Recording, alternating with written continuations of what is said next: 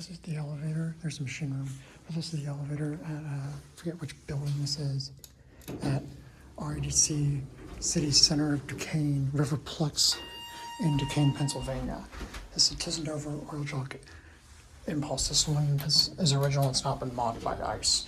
Go up to 2 here, you go up, industrial, commercial. The one next door I think is modded. Just like this.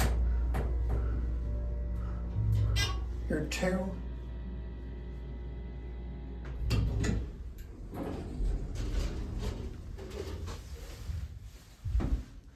One. There it is, it's DMC. Total on the other one. No phone. It's kind of like making things looser. You can see the red wire. Certificate installed 1999. It's a basic Dover cab. Here back at 1. It's the general store building at 46 South Linden Street.